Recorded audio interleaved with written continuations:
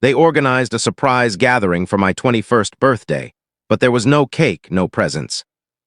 Only a printed list containing 7 bills they expected me to cover. Mom gave a tight smile and remarked, "Grown men skip the cake and step into responsibility." Dad added, "Get comfortable with discipline, son. You have 30 days to settle these." I simply chuckled, and that evening I locked down everything. But they had no idea that marked only the start of a major shift. My name is Nate.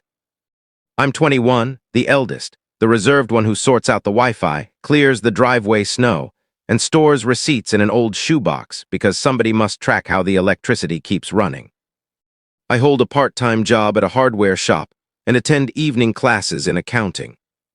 I prefer orderly arrangements, food placed on the correct shelves, the fuel gauge kept above half before it drops low, and alarms set at even figures.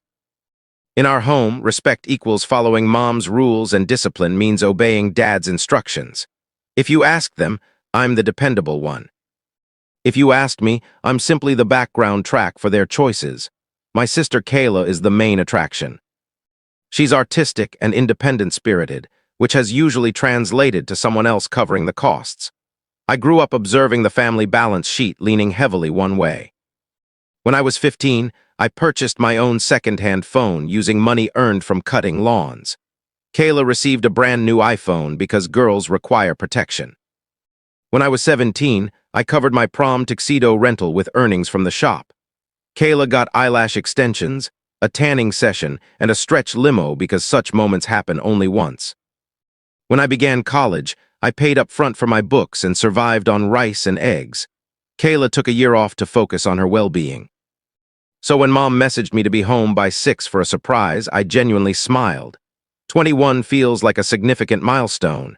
2 full decades plus 1 extra year. Perhaps there would be a cake. Maybe even a short talk about how I had become reliable, and she felt proud in her understated manner.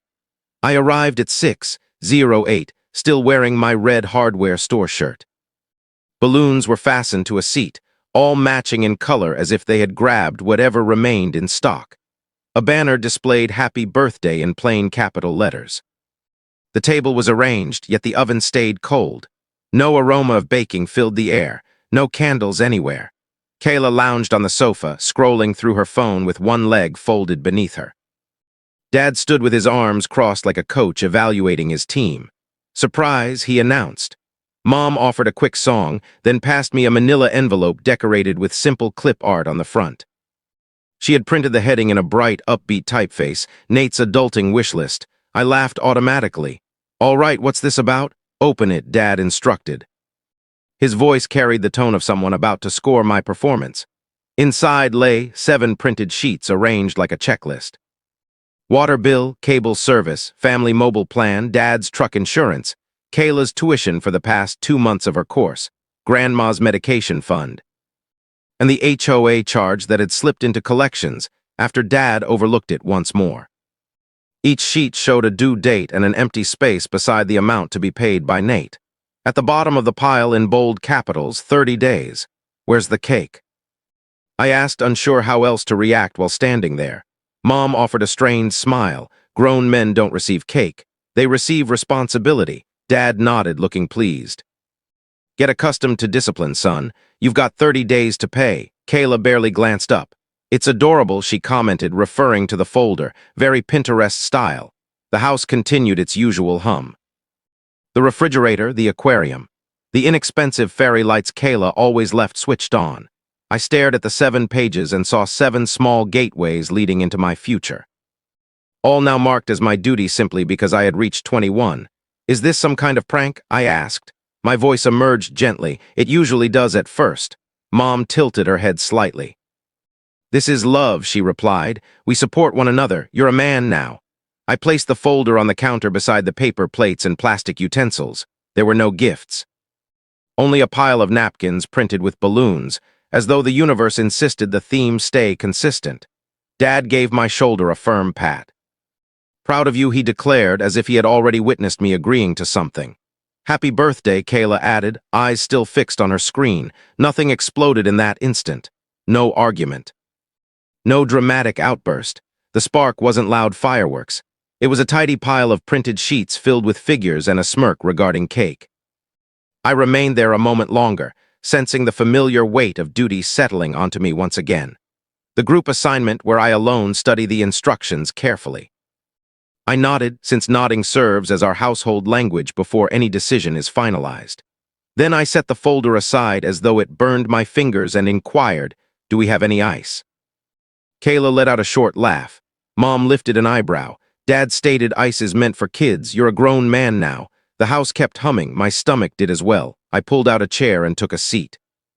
I gazed at the banner. Happy birthday, simple block letters, missing any exclamation point. It appeared straightforward. Plain. Okay, I said, let's have dinner. But there was nothing prepared to eat. Just the wish list resting on the table and the steady sound of the freezer working in a kitchen where no cake had ever been planned. I didn't refuse that night. Not immediately. I swallowed hard. I smiled without showing teeth. I observed everyone performing their usual roles. The folder waited patiently. The clock waited too. The initial spark had already ignited. It simply sounded like a printer. The money situation hadn't begun with those 7 bills. It had started with the shared phone plan. It'll cost less if we add everyone to your account, Mom had suggested when I received my first debit card at 18. You're skilled with apps. It came to $180 monthly for 4 lines.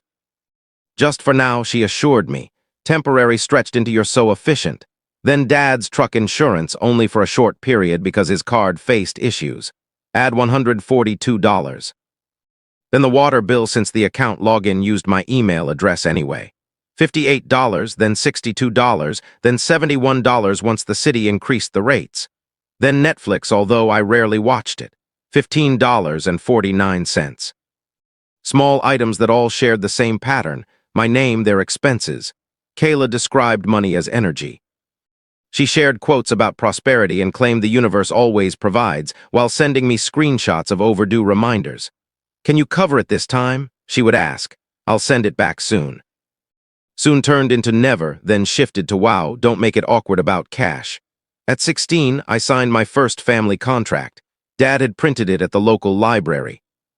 It stated room and board for son at the top, $200 per month. He claimed it would build character. When I questioned what it included, he answered everything, and when I requested a receipt, he laughed until Mom told me I was acting too precise. I paid regardless. He once held my PS4 as security when I fell a week behind. It disappeared under we needed fuel. I learned to conceal cash inside the dryer lint filter. My position at the hardware store involved constant requests. Dad demanded tools at reduced prices because we provide your meals. Mom requested a portable heater. Kayla wanted supplies for her wall painting project. The store supervisor began watching me suspiciously as if I were taking advantage. I began refusing. We're not allowed to do that. Dad accused me of becoming conceited. College consumed whatever remained. I attended community college because that fit my budget. I chose accounting because numbers stay silent and never accuse you of being heartless. Dad ridiculed the choice. Bean counter, he called it. You'll turn soft. Mom referred to me as our little calculator whenever I declined to co-sign for Kayla's vehicle loan. Kayla labeled me a banker when I requested repayment of the $83 she had taken for fancy milk and petrol. There were countless minor incidents that formed a clear pattern. During meals, the check would arrive and Dad would gesture toward me without raising his eyes. Nate will handle it. At Christmas, Kayla unwrapped AirPods. I received socks along with advice about smart investing. When Grandma's refrigerator failed, Mom ended the family chat discussion by declaring Nate will take care of it. I did. I charged the replacement on my card. When Grandma offered me cash, Mom gently scolded her and said, "We're not running a ledger here." But I am. I can't change that. I maintained a private note on my phone recording dates and sums. I never shared it with anyone. I convinced myself it wasn't for confrontation. It served as evidence that I wasn't imagining things. The birthday wish list was merely the organized addition of our existing reality. 7 bills with specific figures. Water, $71. Cable and internet, $119. Family phones, 4 lines, $180. Dad's truck insurance, $142. Kayla's course fees, 2 months, $1,200 altogether. Grandma's prescriptions, $94. HOA overdue charge plus current fees, $436. Subtotals calculated neatly in Mom's precise teacher handwriting, $2,242. Due dates highlighted, 30 days to pay, written in Dad's firm lettering like a countdown from a sergeant. I questioned why Kayla's tuition appeared on the list. Mom explained she needs to complete her certification. Kayla added healing doesn't follow a straight path. And the program included a graduation event featuring a white gown and a rented chair in a hotel hall. She had already shared photos of the robe on her Instagram story with the words soon. Dad declared, a man supports his family, and gave me the same look he reserves for the television when the quarterback makes a poor throw. There was also mention of the truck. Dad had arranged a refinancing option if I would simply co-sign for improved terms. He mentioned it casually while giving me the folder. It's not as if we wouldn't repay it, he said. It's for the family. The previous time he used the word family that way, my credit report showed an unauthorized inquiry. I hadn't approved it. He called me overly sensitive and suggested I should feel honored by the high limit. Mom enjoys organizing discussions. She sat me down 2 days following the gathering with a yellow legal pad. Let's create a strategy, she proposed. You can manage the phone bill, the water, the HOA, and Grandma's medicines. Dad will cover his truck insurance if you co-sign the refinancing. No, I replied. Silence filled the space. You could hear the wall clock ticking. Dad blinked slowly. What? No, I repeated. I'm not co-signing any loans. I'm not covering Kayla's program. I'm not taking on the HOA. I'm not becoming the family bank. Mom's smile stiffened. Darling, I'm not your darling when documents are involved, I answered, still composed. I'm Nate, and I'm not signing. Kayla made a dismissive sound. So selfish. It's only a signature, it isn't, I countered. It means shared liability. It's my credit score. It's my name attached to your obligations. It's me covering payments when you fall short. I'm not doing it. Dad shifted forward. Watch how you speak. This is how I speak, I said, calmly. Mom attempted a gentle approach. We won't request anything further if you assist us during this period. You said the same thing during the last period, I reminded her, and the one before that. We brought you up, Dad stated. We provided for you, and I've paid room and board since age 16, I responded. You took my PlayStation for unpaid rent. You placed your truck insurance on my card. You called me arrogant when I asked for documentation. Kayla made a sharp noise. Wow, so you've been tracking everything. Yes, I said, and let the statement linger. Because I'm the one settling the accounts. Dad struck his knee. Real men don't quibble over small amounts with family. Real men don't present their son with a bill instead of a cake, I replied. Real men handle their own truck insurance. Mom's eyes narrowed. Don't speak to your father that way. He's addressing me as if I'm an ATM, I said. I'm responding in kind. Kayla folded her arms. The white robe slipped slightly from one shoulder in a deliberate manner. My graduation happens in 2 weeks, she stated. You're spoiling it. No, I answered, debt is spoiling it. Decisions are spoiling it. My refusal is simply being direct. This feels like you're forcing me, Mom said. You're punishing us for not matching your style. This isn't about payback, I explained. This is about setting limits. The statement remained in the air. I meant every word. I wasn't closing a door angrily. I was stepping away from a position I had never willingly accepted. Dad rose and stood tall, because standing tall is meant to make me feel smaller. You believe you're clever because you read a few articles, he said. You think you can leave your family behind. You can't. I'm not leaving the family, I said. I'm stepping out of your expenses. Mom's tone grew sharp. Then you're excluded from Thanksgiving, from Christmas. From this house until you recall who sacrificed everything for you. I looked at the folder, the 7 sheets, the blank line where my name was meant to appear. I remember, I said.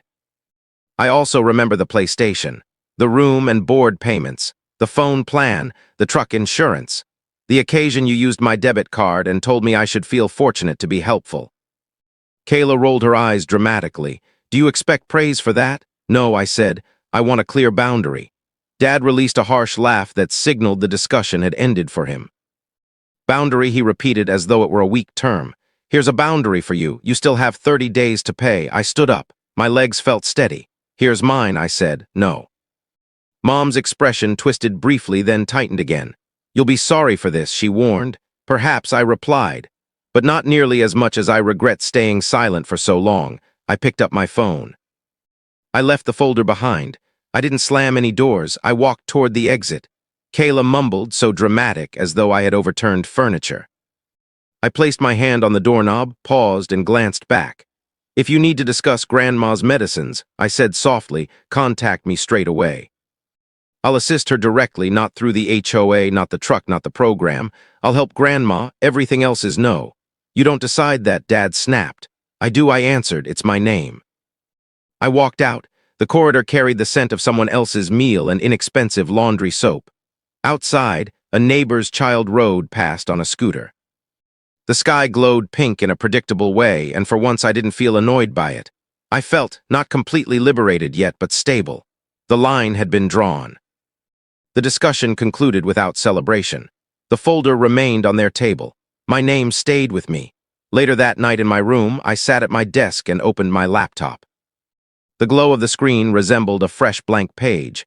I didn't deliver inner monologues. I took action. First, I placed a freeze on my credit reports, 3 major agencies. I reviewed the instructions twice to ensure I wasn't acting hastily. Equifax, Experian, TransUnion. I created security pins, received confirmation messages. The warnings appeared serious. "Are you certain?" I selected yes 3 separate times. I noted the pins on a small card and stored it inside my shoebox of records. Second, I removed all authorized users. Mom had used my card to earn rewards. Dad kept the details for emergencies, which frequently included truck parts and power tools. I contacted the bank and requested a new card number.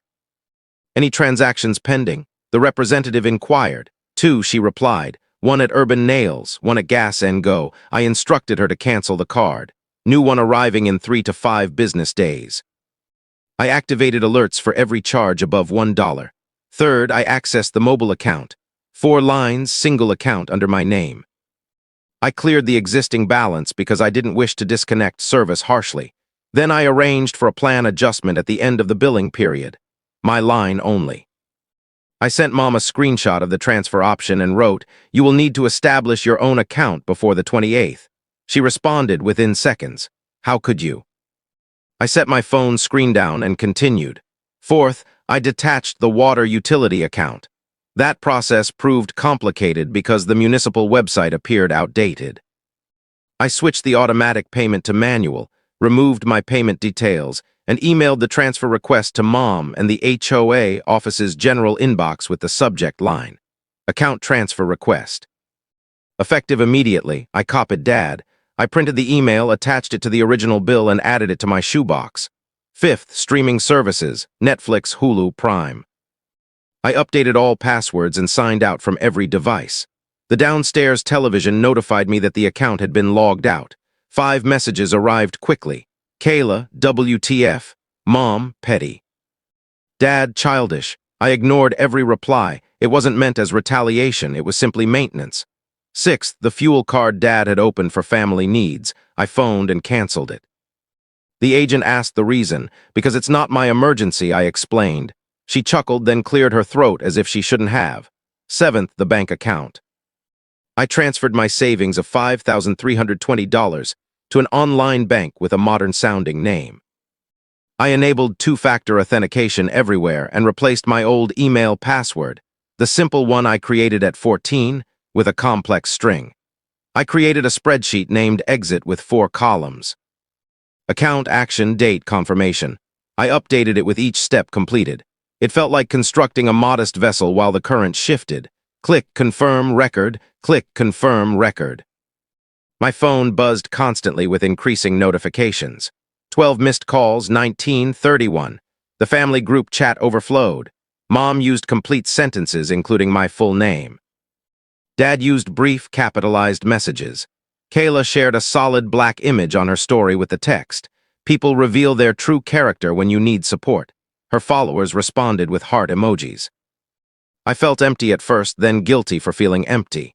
At 10:42 p.m., Dad called. I picked up because I wanted him to hear my steady voice when I refused again. "What have you done?" he demanded.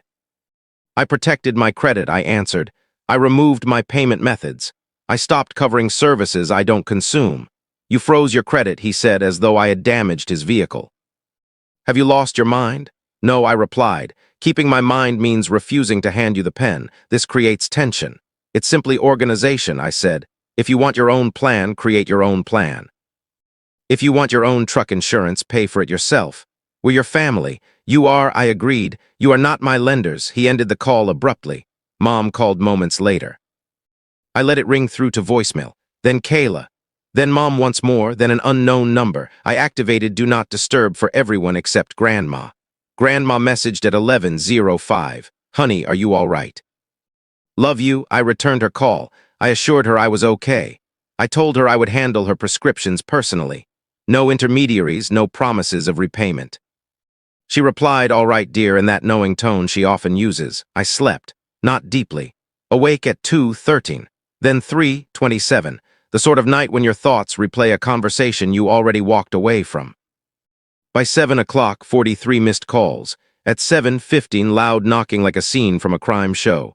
Dad stood outside my door. I didn't open it. He texted, coward. I replied, boundary. He answered, fancy words won't protect you. I typed and deleted 4 possible responses, then set the phone aside. Not every message requires a reply. I went to work. I arranged hardware supplies. I duplicated keys. I helped a woman load bags of ice melt for her van. During break, Mike from the electrical department asked, you all right? I gave him the brief summary. He nodded as someone who had calculated similar equations in his own past. Need a place to stay? He offered. My roommate is leaving next month. I looked at my sandwich. Something shifted inside me. How much? I asked. $600 plus utilities, month to month. I considered the shoebox, the spreadsheet, the folder. I considered the plain banner without excitement. I'll take it, I said. That evening, I packed my belongings without fanfare. Clothes, the shoebox, the laptop, the mug I actually enjoyed using. I left behind the Little League trophies and the second-grade handprint artwork, because they belonged to an earlier version of myself, who accepted every temporary arrangement. I wrote a short note. I will reach out to Grandma regarding her medications. Do not visit my workplace, Nate. I taped it inside my former closet where Mom would discover it while trying to manage my affairs. Mom called at 9:03, family meeting, tomorrow, 7 p.m., non-negotiable. I texted back, I won't attend. Dad replied, you will. Kayla, you're destroying my graduation. Me, I'm not funding it. Silence followed, like a heavy cloud unsure where to release rain. I changed my phone number the following day. Not from anger, for peace and rest. I shared the new number with Grandma, Mike, and my supervisor. I waited in line at the DMV and updated my address. I purchased a $30 cake from the supermarket bakery on my way to Mike's apartment, placed a single 21 candle on top, and lit it with a match in a new kitchen unfamiliar with my family's voices. I cut myself a generous slice. It tasted like sweetness and freedom. 2 days later, a registered letter reached Mike's address, from the HOA, sent to my previous address but somehow forwarded. Past due, $436. I took a picture. I forwarded it to the HOA along with the earlier transfer email. I copied Mom and Dad. Subject, incorrect recipient. Transfer request already submitted. I hit send and experienced no intense emotion, just a simple click. Messages continued arriving. Aunt Linda left a voice message about forgiveness. Mom tried using a gentler approach. We can reverse everything if you return home. Dad sent a picture of his truck hoping it would sway me. Kayla reposted the white robe photo with a new caption. Some people refuse to celebrate others. Celebrate yourself? I didn't celebrate loudly. I did my laundry. I continued working. I created a simple budget with 3 lines. Rent $600, utilities $90, savings $300. Everything else belonged to me. For the first time, the numbers felt like they came from my own decisions. The major transformation wasn't flashy. It consisted of many small, ordinary choices my previous life had never permitted. It was ignoring calls from unknown numbers. It was agreeing with Mike to clean the bathroom every Tuesday and actually following through. It was purchasing an inexpensive notebook and writing my own deadlines in my own handwriting. It was answering every call from Grandma without fail. A week later, Mom texted using a different number. If you agree to the refinancing, you can join us for Thanksgiving. I responded, I'll be spending it with friends. She wrote back, we won't forget this. I typed, neither will I. Then I placed my phone on the table and poured myself a glass of water from a faucet in a home where the utility bill carried none of my parents' names.